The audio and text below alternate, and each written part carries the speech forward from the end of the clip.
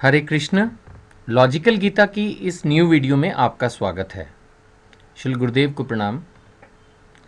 आइए श्री राधा गोविंद देव जी की कृपा से आज के प्रश्न पर चर्चा करें। आपकी सेवा में नरहरि प्रहलाद दास। आज का हमारा प्रश्न है कि भगवान हैं तो फिर दिखाई क्यों नहीं देते।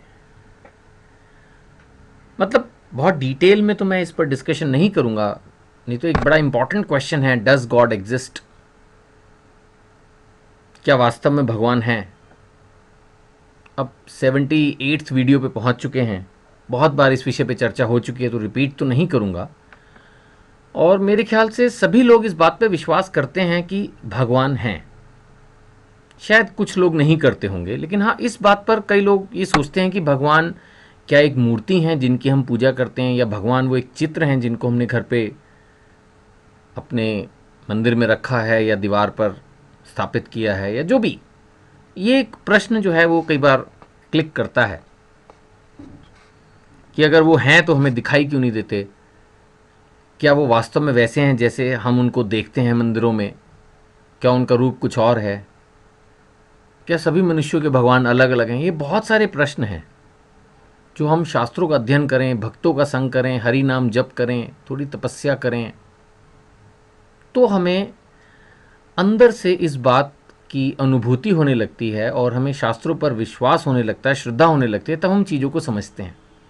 कई बार किसी एक व्यक्ति की बात, खासकर जैसे अगर मैं अपनी बात करूं, क्योंकि मैं एक गुरु भी नहीं हूं, तो कोई भी व्यक्ति मेरी बात को इतनी जल्दी मानेगा नहीं।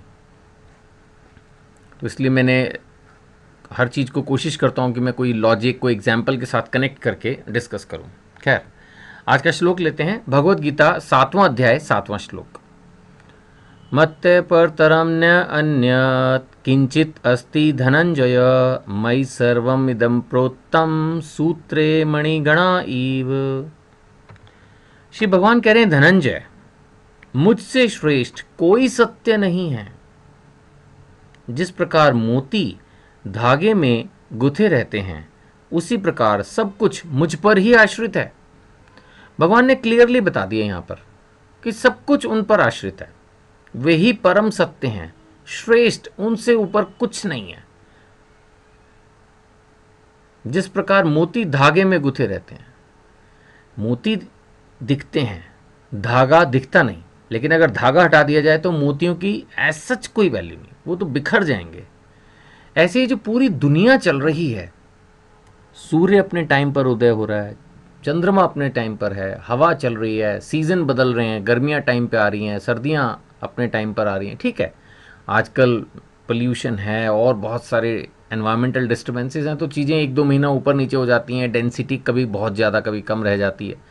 लेकिन फिर भी अब देखें तो समर सीज़न तो समर ही होता है, विंटर विंटर ही होता है, बारिशें भी अपने टाइम पर ही मोर और लेस पूरे वर्ल्ड में, इतनी बड़ी दुनिया है, सब चीज़ें अपने टाइम से चल ही रही हैं। तो भगवान यही बता रहे हैं कि अब शास्त्र को अगर हम पढ़े नहीं या पढ़ के समझे नहीं, विश्वास ना करें तो बात अलग है, अदरवाइज भगवान तो अपनी सत्ता को पूरी तरह से प्रूव कर रहे हैं। वो कह रहे हैं मुझसे श्रेष्ठ कोई सत्य नहीं है, और एग्जाम्पल भी देके बता रहे हैं कि सारी दुनिया एक तरह से जैसे मोती है और मैं धागा हूं, और वो उसी पर गुथे हुए हैं, बिल्कुल कहीं कुछ भी अलग नहीं है।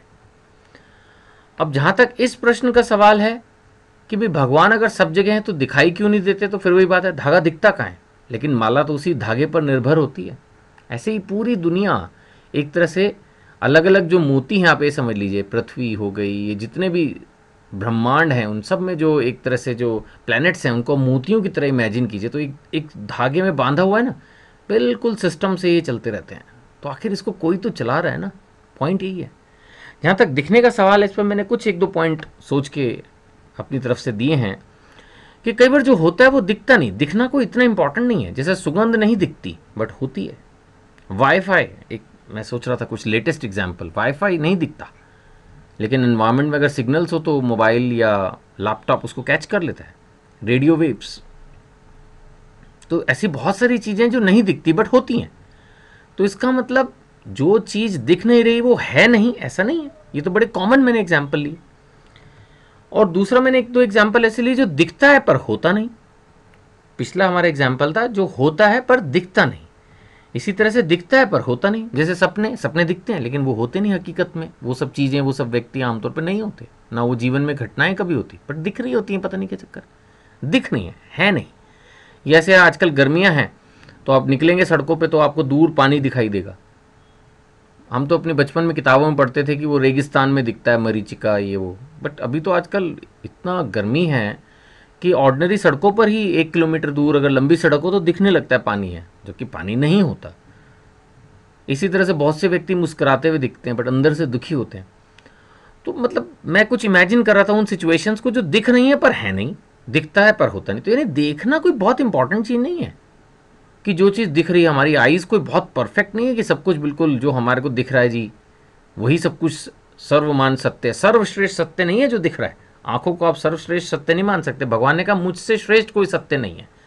तो देखना कोई सर्वश्रेष्ठ सत्य नहीं है। मैंने आपको 2 एग्जाम्पल देके बता दिए, जो होता है वो दिखता नहीं और जो दिखता है वो होता नहीं। तो इसका मतलब देखना अपने आप में एक पावरफुल चीज़ है, बट मोस्ट पावरफुल सर्वश्रेष्ठ सत्य नहीं है। और इसके अलावा मैंने एक आखिरी पॉइंट ये भी लिया है कि इस दुनिया को कोई तो चला रहा है। जैसे मैंने अभी एग्जाम्पल लिया प्लैनेट्स का, तो मेरी सोच ये है जो मैं आपके साथ शेयर कर रहा हूँ कि ये काम पावर का नहीं है। जैसे कि सब लोग बोलते हैं कि कोई ताकत है जो इस दुनिया को चला रही है, और ताकत किस में होती है? ताकत होती है एक इंसान में, ताकत होती है भगवान में। तो पावर है पावरफुल में, भगवान में। इस दुनिया की कोई भी चीज़ ऑटोमेटिक नहीं है। इवन साइंस ने जो दुनिया भर की स्पेसशिप्स भेजी हैं या जो भी कुछ साइंस ने ऑटोमेटिक आज तक डेवलप किया, चलाता तो उसको कोई ह्यूमन ही है। कभी ना कभी तो किसी ह्यूमन ने ही उसको ऑटोमेटिक सेट करके छोड़ दिया है, और वो इनडेफिनेट पीरियड तक चलने वाला नहीं है। कभी ना कभी उसको रीसेटल करना पड़ता है, रीशेप करना पड़ता है, रीस्टार्ट करना पड़ता है, रीचार्ज करना पड़ता है। तो अल्टीमेटली ह्यूमंस तो जरूरत पड़ती है ना। ऐसे इस पूरी दुनिया को पूरा सेट किया हुआ है भगवान ने, लेकिन भगवान फिर भी उसको कंट्रोल में रखते हैं। तो जैसा मैंने डिस्कस किया कि ये काम पावर का नहीं पावरफुल का है। बस यही समझने से गीता का एक मुख्य हिस्सा कवर हो जाता है कि हम भगवान की सत्ता को समझ पाते हैं। तो फिर हम भगवान की कही हुई गीता को भी समझना चाहते हैं, उनके दिए संदेशों को पढ़ना चाहते हैं, उन पर अमल करना चाहते हैं। एक्चुअली इस तरह के श्लोकों को स्वयं भगवान ने भी बीच में बोला है, और हम भगवान की महत्वता को जो डिस्कस करते हैं, आमतौर पर आप देखेंगे कि जो खासकर मैं अगर अपनी बात करूं तो डिस्कशन करते वक्त हमेशा सेवा को ज़्यादा सर्वोपरि मानता हूं कि हम भक्ति का मतलब सेवा है, सेवा करें, जीवों की सेवा करें, जिनको ज़रूरत है ज़रूरतमंदों की सेवा करें, माता पिता गुरु की सेवा करें, समाज में जिसकी जो हेल्प हो सकती है वो करें, परहित। लेकिन बीच बीच में ये भगवान के बारे में जो श्लोक आते हैं इनको मैं इसीलिए लेता हूँ ताकि हम भगवान की महत्वता को, भगवान की इम्पोर्टेंस को समझें, और उनके दिए हुए ज्ञान को, खासकर जो भगवत गीता में ज्ञान दिया है उसको समझ के अपने जीवन में अप्लाई करें। हरे कृष्णा।